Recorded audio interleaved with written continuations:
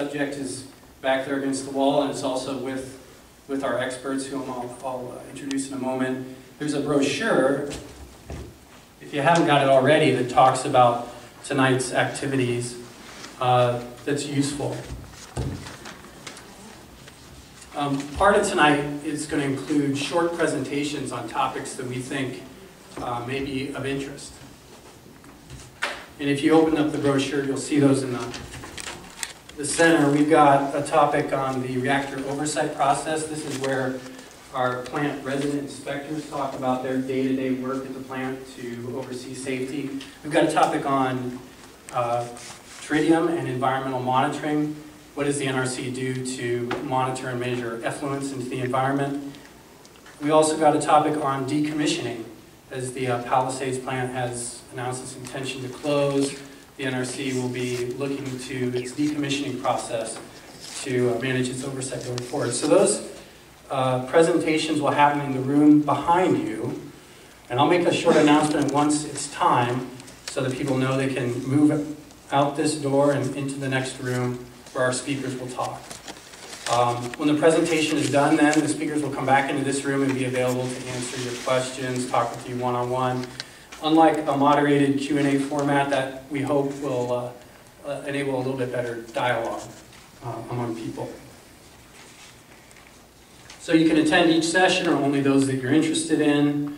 And let me now introduce our people.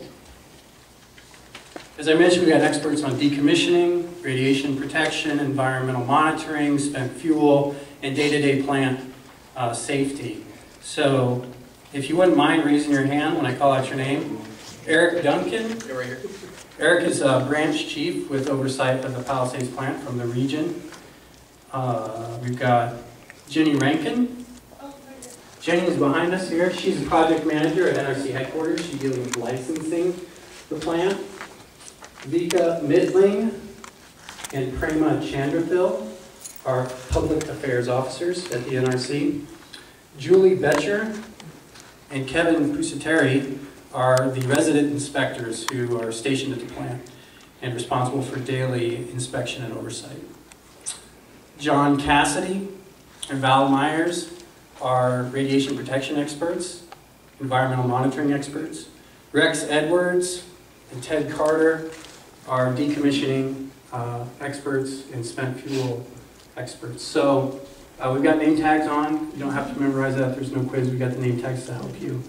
Cami Hernandez is here at the signage sheet to help with meeting logistics and things like that too. Lingo? Did you get the NukeSpeak Lingo card? No. All right. They had the NukeSpeak Lingo card, and it had nuclear catchphrases, or I think they use the term buzzwords. You know, phrases that we use and the industry licensees use. And when someone got a line, they ran around the room and they threw atomic fireballs. And so I just always bring them. It's funny. So, I like the chocolate better. I do too. I like the chocolate nuclear better. Too? No, it is not. That is good old American Hershey's Pennsylvania chocolate. Although near 3 Mile Island. I think Ferrara Pan, I think, makes atomic fireballs, which is also good old American This candy. is so cute. So you bring your own now. So I bring my own. So if somebody gives you a hard time, you can pelt them. No, I won't throw a fireball at them. You're chief of division reactor projects. Right, I'm a supervisor. With the US, okay, with the NRC, right? Okay. So I work at our regional office in Lyle. Okay. And so the resident inspectors, they work for me. Okay, you met Julie and Kevin? You met Julie before. I know you probably met Julie. Yeah. You know, April's on leave. You know, one thing about this kind of a thing that bothers me is that people, you know, you can't voice concerns among people, you know, like if I say something to you, nobody else is going to hear it. You know, that's the thing, and I feel like I have some important things to say. You know, like one of my concerns is that they won't do a complete cleanup. You know, like Vermont Yankee. I heard a presentation about that, and the contamination of tritium goes down over 100 feet, and they just removed a few inches off the top. So the rest of us just sitting there like a time bomb, you know, just waiting to leach into the water. And you know, here, I know they've had like tritium leaks for like over 10 years here, and they couldn't stop it because they had to take the plant down. Well, now they have to take the plant down, but the tritium's probably contaminated really deeply. So I'm kind of concerned that they get that out so that it doesn't go in the lake. Well, how would you feel to know that there are people here tonight that can answer those questions? Well, that'd be good. And they are. For them to actually do it. Another concern I have is that Entergy might sell it to their subcontractors who might form a limited liability corporation and just like not do a complete cleanup or leave, you know, nuclear waste like that cask with the bad welds. What if they just leave that there on site? You know, like those kind of concerns. But there's going to be like nuclear waste stored there forever, not monitored, or you know, whatever. Right. So our decommissioning experts can answer a lot, if not all, those questions. And actually, Entergy officials are here tonight. Yeah. Right? And so some of the questions that you have would probably be more appropriate to direct to them, and they're available as well. That's them right over there. Okay, those guys over there. Okay. Yeah. So we're here to answer your questions, and I think this format will do that. All right. Well, what are they going to do to ensure that there is a complete cleanup? Let's go talk about that. Yeah. We've got some folks over here who can answer that. Okay. All right. Yeah. You know, I have concerns like I know they've had tritium leaks underneath the piping underneath the plant for a long time, at least 10 years or longer. And at Vermont, the leaks go down like 100 feet, and they're only like taking like a couple inches off the top, you know, so that they're leaving a lot of the tritium contamination.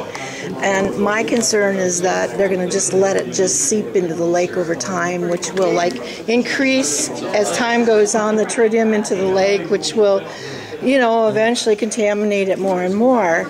Like I know up at Big Rock, they actually have plutonium up there. Plutonium leaks into the sediment. Greenpeace analyzed it and found plutonium down in that bay area from Big Rock Point. And if you go up there now, the area is contaminated. It has, it's not clean water. I don't know what that contamination has to do with it, but it's got like scum, you know, and it's just, it's not good. Yeah, if you have specific plant questions related to that, yeah. Have you met John? Well, I don't know if that's because of the radioactive waste spills that are still leaking into the bay, the Grand Traverse Bay, where we're here that is. But I'm saying, tonight, yeah, that could happen at Palisades if it's not all cleaned up. You know, like when they do cancer surgery, you know, they take out the cancer and they keep analyzing it until they've hit good tissue, so that they get all of it. You know, when they do cancer surgery, and I think that's how it should be when you decommission a nuclear power plant. You should keep analyzing the soil until you hit clean stuff. If you have to go 120 feet, you go 120 feet. Yeah, the ground is surveyed, and the NRC does independent inspections of that through the decommissioning process. Yeah. Even as the plant's operating, they have to go ahead and monitor the ground. And the I know, I've seen the wells, but the wells are not underneath the plant where the tritium's leaking, and they're just a distance, just spotted out. Let me go ahead and take you the. over and introduce you to Val and John, because there are effluent, experts over here who can go ahead and talk a little bit more about the releases and kind of how we walk through that, like as it's operating right now. And then even, again, that sampling. In order for the plant to go ahead and terminate the license after the decommissioning activities, it does have to go ahead and meet our rules and regulations for unrestricted. Are you going to allow them to sell it?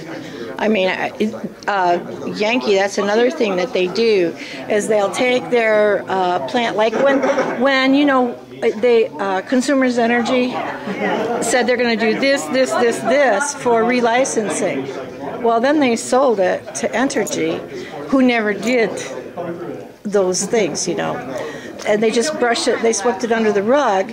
And I'm kind of concerned, well, you know, they say, oh yeah, Energy says we're going to clean this up, we're going to do this, we're going to do that. And then they sell it to an LLC, which could be their subcontractors making a new company. You know, I feel like you need to be able to stop that. I know it's like free enterprise or whatever, but there's got to be some kind of responsibility, you know, and it shouldn't all fall on the victims. Yeah, maybe you know. If Our focus with the inspectors are ensuring that plant, as they decommission, is following the rules and regulations. And the regulations are based on the number one area, which is safety, making sure the workers, the public, and the environment continue to be safe with our rules and regulations. The ultimate, you know. Are you going to do your own testing or rely on their testing? We do go ahead. You do your own? And Rex's team would go out there and do those independent. I think maybe just if I could explain the process for cleaning up a site, kind of in general. Palisades hasn't shut down yet, so we don't know what they'll do. Yeah, and you probably don't know what you're going to get into either. Well, that's not true. They're required to maintain a historical record of what they've done on the site, and we inspect that. That's what John and Valerie do, is verify that what they put in that record reflects what actually occurred. And then that will come to my group eventually as the site gets cleaned up, and we'll look at it. They'll have to characterize the site, meaning they have to go identify what's there, and then whatever's present, then you're right, they should go and clean that up if it's detectable. The requirements are, it has to meet a certain level of radiation limits, and it also has to be as low as reasonably achievable. So during the cleanup process, the soils will be analyzed. Anything that would need to be cleaned and removed, they would clean and remove it, and then they'll analyze again. And then before it's all done, they have to demonstrate to us that they've met those criteria. Are they going to take the spent fuel and remove it, or are they going to let it sit there? You're probably aware that the country doesn't have a permanent disposal facility for spent fuel. So until we have that, the fuel will remain on site. Could you finish the rest of the process, how we were talking about how they're cleaning up, and then what the NRC does to go ahead? Because that was another one of your questions. What's the NRC doing, and is the NRC going to be actually doing inspections? So, yeah. Thanks. So, after the site has done their analysis and their surveys and provided to us to attempt to demonstrate they've met the criteria, we're going to come independently and perform similar surveys, not with them, but independent. We have contracts with Oak Ridge National Laboratory for them to assist us in these surveys. And we will also take soil samples. And we do that before any backfill goes into the site, before they would say bury something. We would do that survey before it can't be. Can you explain how clean the ground has to be? Because you take in a scenario, which I'm not sure if you're familiar with, it's called the resident farmer. Right? One scenario. Could you explain a little bit about that? Sure. So our requirements are a dose requirement. So it has to not give a member of the public any more than this dose limit, and as low as reasonably achievable. And so we develop a model where we assume what would be a worst case scenario, and we often call the worst case scenario resident farmer. And that would assume that the site is sold to a farmer who's going to then live on the land, grow crops on the land, have livestock that are going to eat those crops, and then the farmer would eat the livestock. Well, that wouldn't happen there. That's a sand dune. It's still the worst case scenario if somebody were to consume all of that equipment. Like live 100% on the land, everything sustainable. Growing, eating, crops, food, livestock is everything based on being on that property. And a well where they would pull water out of the well and drink that water. And all of that would be Calculated. Right, so anything in the soils would come out of the soils and be consumed by that farmer, and it has to meet those dose limits before we would terminate the license. Good evening, everyone. Again, my name is Ted Carter. I'm a senior project manager with the United States Nuclear Regulatory Commission. I've also been designated as the project manager for the decommissioning process at PALISADES. What I'm going to do is give you, and you can use the poster here if you can see it, I'm sorry, give you an idea of the process for decommissioning. The process starts with notification, a notification letter. And this letter is very important because this letter first tells you, is a letter from the licensee or the owner of the site, and it states that this site is going to close on this particular date. This date is very important. Say if the date is October 1st, 2018. This date is very important because within 2 years of this date, the licensee will send or submit to the NRC what we call a PSDAR, a post-shutdown decommissioning activities report, long, PSDAR.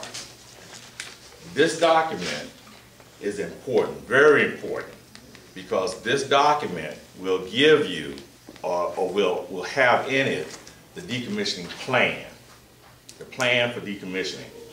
It will also have the schedule for decommissioning. It will also have the environmental impact for decommissioning. And it will also have other information such as cost. What will it cost to decommission this site from A to Z? Very important document. Now, these two documents will be put into our tracking system, the NRC tracking system. These two documents will also be put in the Federal Register. Now, we call it public, can't think of the term. It will be put in the Federal Register. Noticing, it will be noticed in the Federal Register. Now, the Federal Register is the government area where we post all important information. Information for the shareholders, information for concerned citizens, information that's very useful, where you can go, see it, and comment. This is all about openness. All about openness. Okay, I want to repeat that term, openness. So now we have the notification, we have the PSDAR, and we also have subject matter experts within the NRC. Now, it's my job to make sure that the subject matter experts get this PSDAR and review this PSDAR and make sure that it's very clear. Now, we have a process called the Request for Additional Information, RAIs. This is a process that the NRC uses to get more information from the licensee. If something's not clear in a document, we execute this, this document, the RAI. And so we use this document to get additional information.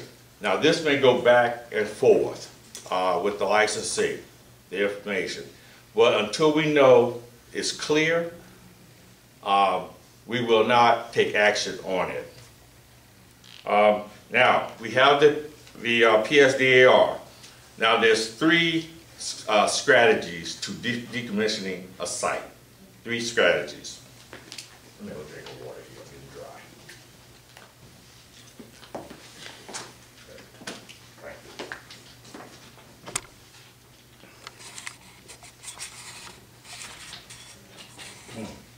Much better. We have three strategies in decommissioning. The first strategy is the decon strategy.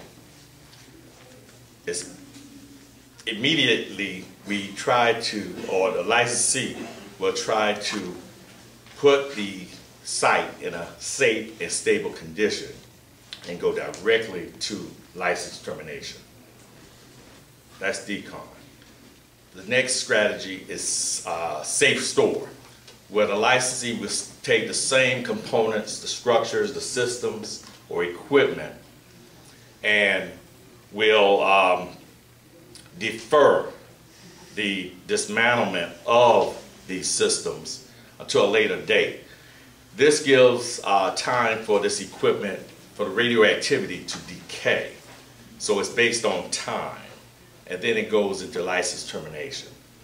The third strategy is entombment.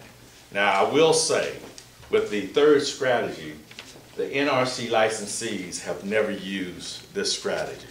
This is where you take a long-lasting substance, such as concrete, and you encase all the equipment in the concrete, and you let it last. Time again, radioactivity down. Okay. Now, usually the choice for any facility going into decommissioning is number 1 or number 2 or a combination of the two.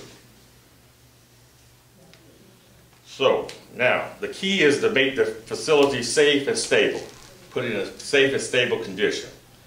Also, to do that, we have a system called the License Action Request. And what this is, if you have procedures, you have a safety document, you have an emergency plan, we're trying to get the site is going from an operation site to a decommissioning site. So the requirements are reduced. But in order to do that, the licensee has to send a license action request to the NRC for our approval. They cannot make changes in a procedure without approvals. They cannot make changes in a procedure that takes fuel from a reactor to a fuel pool, or fuel from a fuel pool to a cache system, a storage cache system. They can't do it unless they have our approval. So this is the mechanism that's used. Now the LAR, the License Action Request, is also put in the Federal Register. So then again, it's about openness, okay? Now, one thing I forgot to mention is that when we received a PSDAR, let's go back, within 90 days of our receipt of that document, that main document, the NRC will sponsor a public meeting that will center around questions and comments on the PSDAR. Okay, that's very important. Will that be at the website? That will be on the website, okay. The NRC website. Yes, it will. Okay, so now the site is in a safe and stable condition. Radioactivity is reducing over time, and the fuel has been moved to a storage pad or storage facility. You may ask, what happens during that time? Okay, that part of decommissioning. Well, Rex Edwards, who is the senior health physicist on this project, is the person that will discuss inspection and monitoring the decommissioning project at that point in time. Thanks, Ted. As Ted mentioned, I'm Rex Edwards, Senior Health Physicist in the Region 3 Office of the Nuclear Regulatory Commission.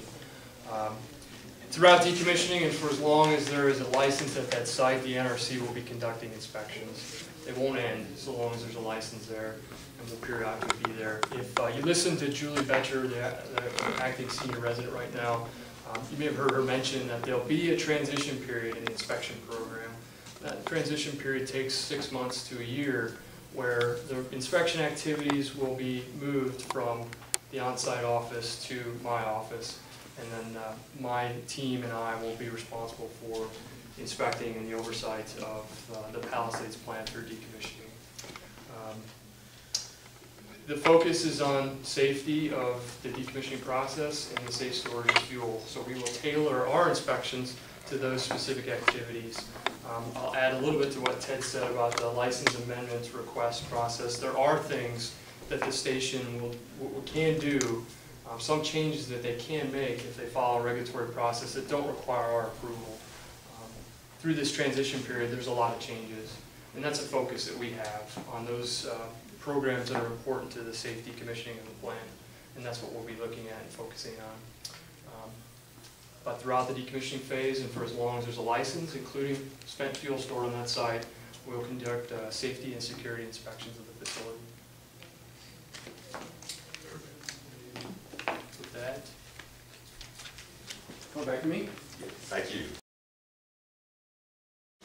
And John Cassidy from the Region 3 office, although I'm told Valerie's going to do all the talking, so Valerie, go ahead. All right, let me start off by saying, can everybody hear me okay? Somebody in the back? Good, thank you. So, as you mentioned, I'm Valerie Myers, John Cassidy. We are health physicists from the Region 3 office for the NRC, and so basically what that means is we specialize in radiation protection. That's all we do, both on the occupational side and the public. And one aspect of that is the radiological environmental monitoring program, which we know that with the site's announcement of planning on shutting down and going into decommissioning, that there are probably questions out there as to what this may look like during that transition. So we figured we'd give you a little brief description on what that would look like here today. So just a little bit of overview things we're going to go through real quick. We'll look at the regulatory framework from 10 CFR Part 50 down to the technical specifications, the off-site dose calculation manual, and then a little bit on how we do inspections now during operation and what that would look like during decommissioning. I know this is a lot of words, sorry for that, but it starts with the 10 CFR. 10 CFR Part 34 Alpha requires nuclear reactor applicants to basically tell us how they're going to run their effluent systems to maintain dose to the public ALARA. We hear about dose to the occupational workers being ALARA quite a bit, but it also applies to members of the public, so off-site as well. ALARA? Yeah, maybe. Oh, sorry, as low as reasonably achievable. So even though we have limits that they have to meet, we tell them that you're capable of providing much better than that, giving much less dose, so you're going to do it. Is basically what that applies to. But yeah, as low as reasonably achievable is on the public as well as the occupational side of things. And then another 10 CFR 50.36 Alpha requires that the effluent programs be governed by technical specifications as part of their license, and it is site specific. Because every site is a little bit different, so it's tailored specifically to that site. Another 10 CFR Part 50 requirement is Appendix I. We were talking a moment ago about ALARA as low as reasonably achievable. This sets those ALARA standards, but what else it also does is it requires that Palisades have an environmental monitoring program so that they can correlate any effluent radioactive releases to any impact to the environment. So that is required straight from the regulations. And it also requires that they do an annual, what we call land use census, where they have to go around the area around the site and understand how the land around the site is being used. Is there dairy farms? What kind of gardens are being grown? Where are people living? Drinking water, things of that nature. Because all of that is utilized in the assessing of dose to the members of the public yourselves. Everybody with me so far on that? Okay. And I guess the big thing to take away from this is when they shut down, pull the fuel out of the reactor and say they're never going to start back up, this still applies. They don't, this doesn't go away, this regulation still holds. So just because they shut down doesn't mean any of this goes away. When you talk about an area, geographically, how big is an area? I don't think I understand your question. You referred to doing a census of types of housing and so forth. Well, how large is this area? You're doing like within so many miles or what? I don't know if I know off the top of my head. Do you know, well, John, for sure? The answer is identifying the closest location, not all the locations in between. So the nearest resident is listed as the Van Buren State Park manager. right? And then they drive around for the nearest garden, and they drive around for the nearest, harvest crop or dairy farm. Okay, so it will So not come it's- into the city, but will stay, whatever's closest. That's correct. Gotcha, okay. So do you monitor those particular areas, like the closest house, the closest business? Do you monitor those specific sites? The monitoring is, I won't say that specifically. The monitoring is based on where the most probable or the highest dose could be. So for, I don't want to get into too much technical detail, but for gaseous effluents, they will look at meteorological data to know where the wind's going, and they will set up their air sampling stations based on where the highest dose would be from the stuff in the air. Mm-hmm. You look at irrigation and things for other things, but I wouldn't say necessarily the closest might not be the actual one. Mm-hmm. But it is all strategic on what they do. Yeah, they used to have a page or two in the telephone books that were regularly distributed about the nuclear plant and what it entailed, and I'm wondering how much of that kind of information got in there, and where is it now? Is it that available to the public? Are you asking if the results or whatnot not from the environmental monitoring program is available to the public? Yeah. Yes, it is. If you go back in there on the table, we have a printout that will give you the website and the actual NRC number for the last 5 years worth, I think, of both the effluent and environmental reports, which will discuss all that. Yeah, so they are available. Yeah, historically, Palisades has had a problem with their monitoring equipment working, and so are you reviewing that to see if that is working now and whether it will continue to work throughout this process? Because they've had a problem with that in the past. Yes, we review their equipment, I would say, as part of our routine inspection activities. And anomalies for the effluent or the environmental side of things is called out in the report, and we do review those. Sometimes air sampling stations will lose power if a storm goes through. We look for trends or things that could be within their ability to prevent that shouldn't have happened. Sometimes in Michigan, water may freeze. They might not be able to get a water sample, but we look for things that they could prevent. Well, some of the systems didn't work for like 280 days. And so that's totally unreasonable for it not to be working. And I'm concerned that, what are you going to do to ensure that that equipment is working throughout this process? Again, when they go into decommissioning, this will still be part of the inspection program. We do review those. And I don't know if this is the monitor in particular, but they did just do a wholesale replacement on their main gaseous effluent monitor beginning of this year, I believe, because they were having issues with it being out of service. So I'm not for sure that's the one, but... You want to talk about compensatory actions? Yes, and if a monitor is down, they do what we call compensatory actions, where they do an increased sampling frequency. I don't know if everybody knows this, but the rad monitors themselves are not there to quantify what is going out. They're there to detect increases above what they expect, to isolate the system or warn operators. How they actually know what's going out is they actually go and take samples, and they put them on more sophisticated, more sensitive laboratory equipment to test that. And if a rad monitor goes out of service, there's some action they have to take on the sampling side to make up for the rad monitor being out of service. Yes. Are you going to be able to monitor the monitoring? I don't know if I understand. Yes, Well, when we'll they- continue our inspection activities through their month. In other words, if Palisades is doing the monitoring and they're coming up with the facts and figures, are you going to be able to see if they're telling the truth? Yes. We look at all aspects of this.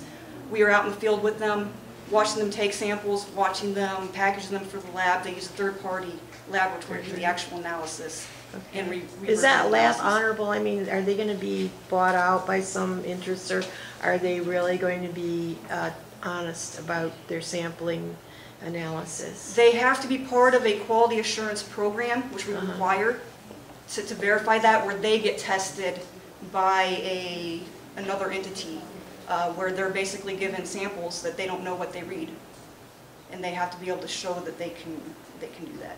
Okay. So I'm confident that. Yeah, there should be some kind of checks. Oh yes. Yeah. I'm confident that we would know if something were amiss. Good. We just look at too many levels of it to not. All right. Good questions. Okay, so we were talking about Part 50. Now we're on to the next level down, Part 50, required technical specifications. These are site-specific, though for most sites this part looks generally the same. They have to maintain an off-site dose calculation manual. This is really the details of how this program works. And these are, actually I think we'll talk about later, these are actually publicly available as well. So if you wanted to get into the nitty-gritty of how this happens, you can do that.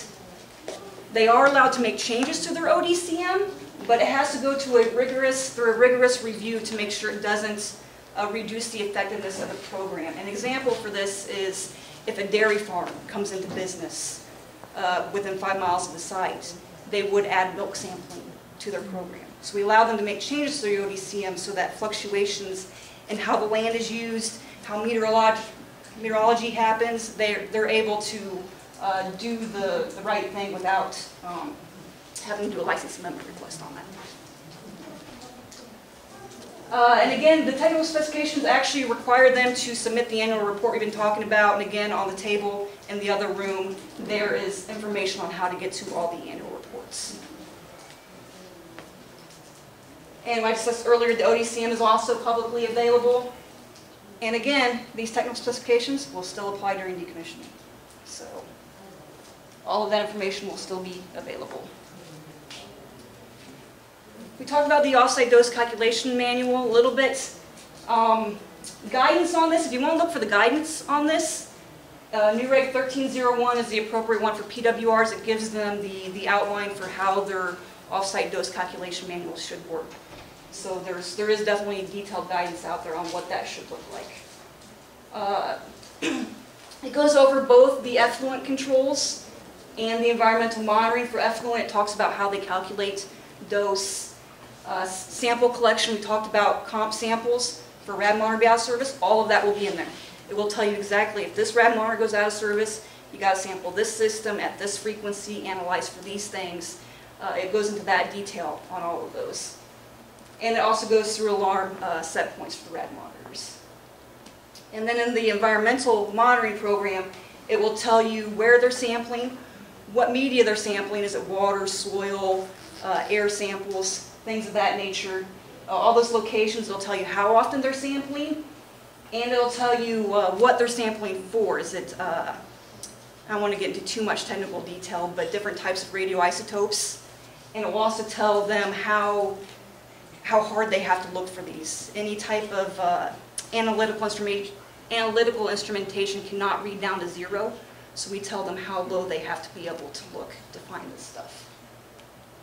And all of that, again, if you want to get to nitty-gritty, it is in their ODCM, and that is publicly available.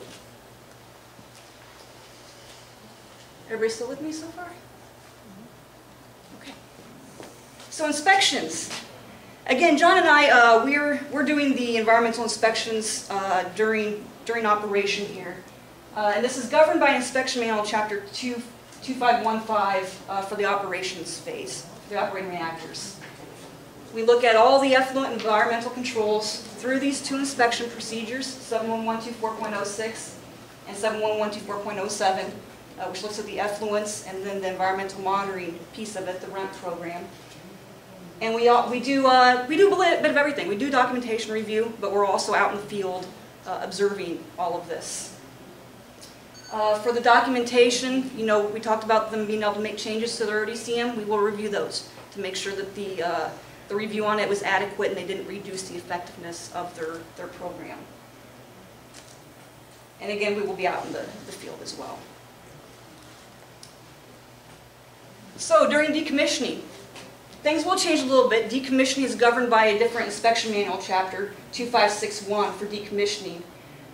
But again, the effluent environmental monitoring programs, they're assessed annually through 84750. Again, documentation review, field observations. So again, governed by a different program, but still nothing really changes. They're still required to do the same things. It's still going to be inspected as it has always been. So I know there's probably some worry out there that, you know, once they shut down that we're going to stop looking at this stuff, and we're not. It's still going to continue. So that's all I had. Or wait, I had conclusions.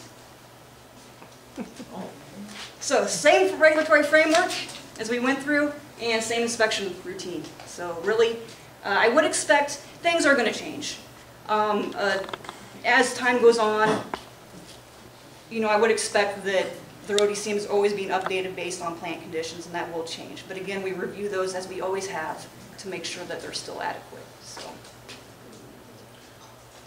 Thanks, Valerie, and thanks for the good questions. So I know you'll take more, John will take more back in the main room. Technical experts will review that to decide, have they sufficiently justified it. But I would encourage you to take that, let's take that question out to Rex and Ted and see what they have to say, what they can add to that, because they really, we wanted to bring the right people for these kind of questions. I know there's some tricky stuff that they can do. Like there was a site out in the country where Consumers Energy dug a huge pit, and then they brought in some kind of things in semis and dumped. And it was felt maybe that was radioactive effluent because they were taking the generator out of their thing at that time. And so anyway, so it took about 2 years to get an inspection there. And then they were forewarned about 3 weeks ahead of time. Now the soil at that site was really hard packed, okay? But at the time of the inspection, it was all like fresh, like they bought it from a nursery. It was this black, you know, loose soil that wasn't there before. And then they tested that. So that's a concern, is that they're going to be, you know, okay, yeah, we removed it all. You can test this soil. Meanwhile, they bought in 10 feet of clean sand, and you can test that. No, there's no more radioactivity. But below their 10 feet that they just brought in, it's all contaminated. I'm just concerned that stuff like that can happen. I know they do that kind of thing. The question about how is soil excavation handled, you should ask. I mean, you have to really watchdog them, because I know how they work things. It's called money.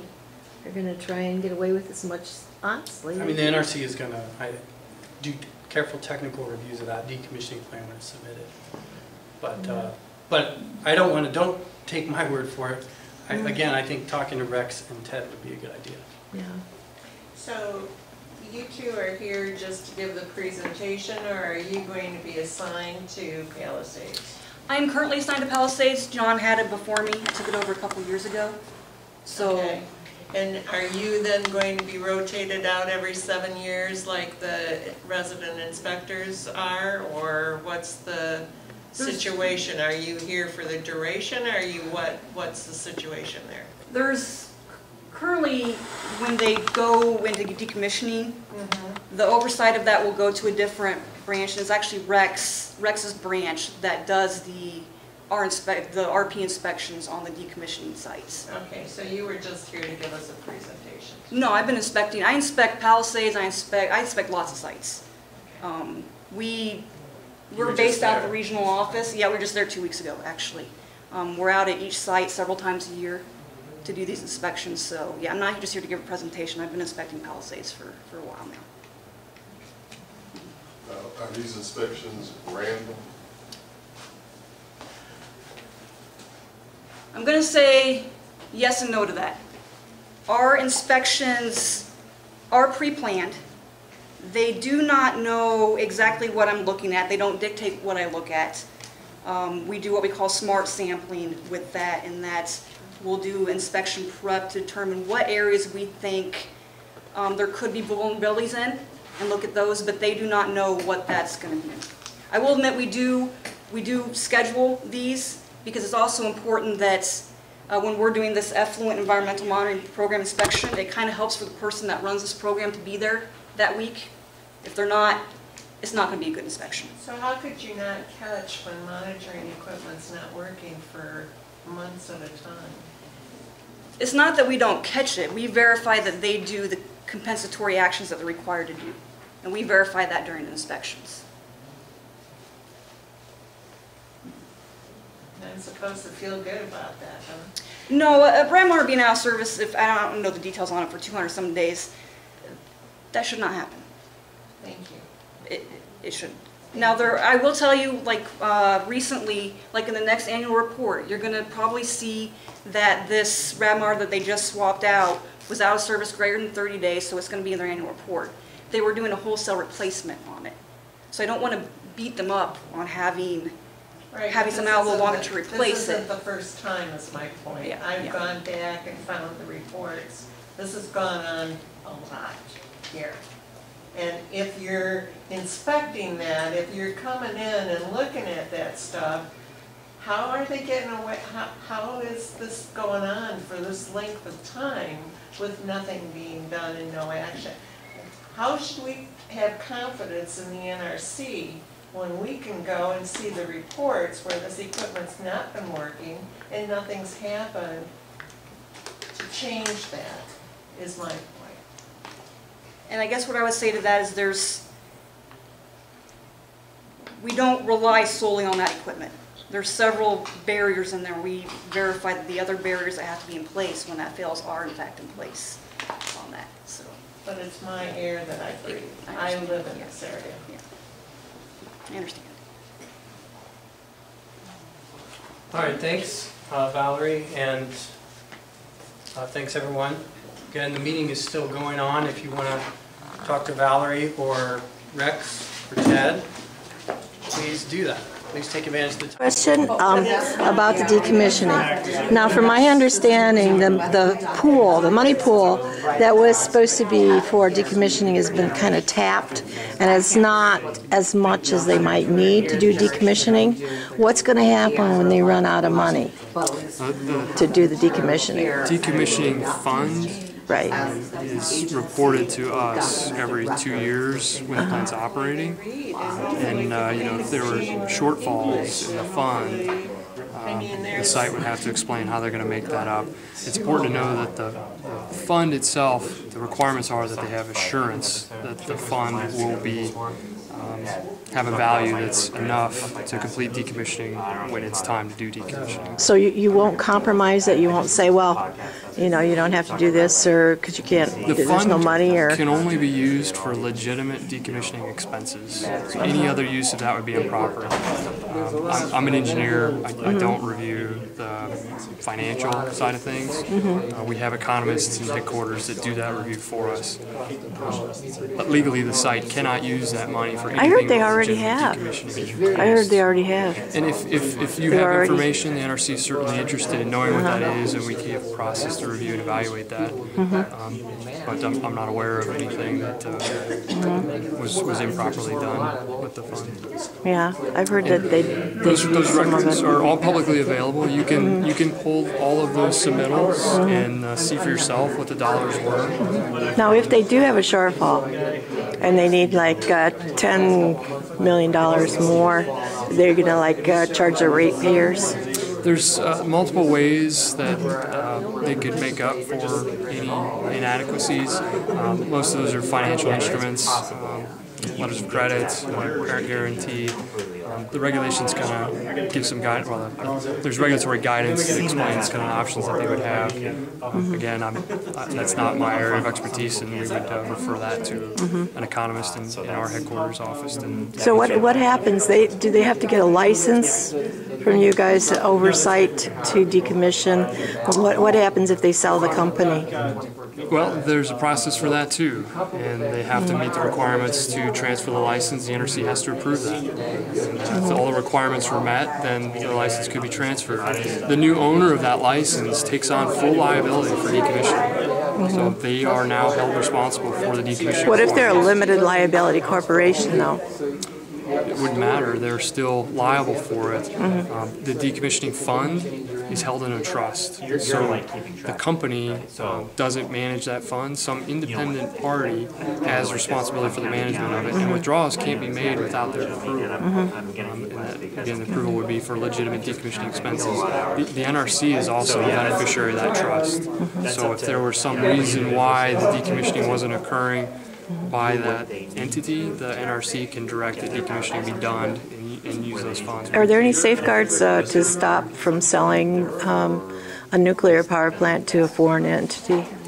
Yes, and somebody else here may be better suited to answer that question, but I believe, could a foreign entity own a nuclear power plant? Are there any safeguards to stop a foreign entity, like say Russia, from buying up plutonium? The NRC has regulations regarding foreign ownership, and then plutonium, I mean, getting material from nuclear power plants. Right. Right now, all the material that goes from nuclear power plants would go ahead and be moved into, the fuel would go ahead and get transferred into those dry cask storages. There are limitations on foreign ownership. Are they planning on keeping all those storage casks there, or are they going to take them away from the lake and move them someplace? The national strategy we've talked about before is for a centralized permanent disposal location. So ultimately that's still the national strategy, is to remove those and put them in that area when the nation decides on what that's going to be. You know, that's kind of I don't know that that's necessarily the best option, because then you've got this stuff on the roads and rails, and then you could have spills. Transporting it could be really deadly and hazardous and a lot of problems. Why couldn't they just get it away from the lake a bit and then just really, keep a good safeguard on it and monitor it? I understand your concerns, and that's an evaluation that both the site has done and our independent experts have also performed those evaluations to ensure that that doesn't happen. We continue to inspect that. We always will inspect it as long as there's fuel still stored at that site. We'll be present to see if there's any changes to what was previously evaluated. 1,000 years from now, you can guarantee that. Right. Present days, the inspection program will be in exist for as long as there's fuel there. There's no other way around that.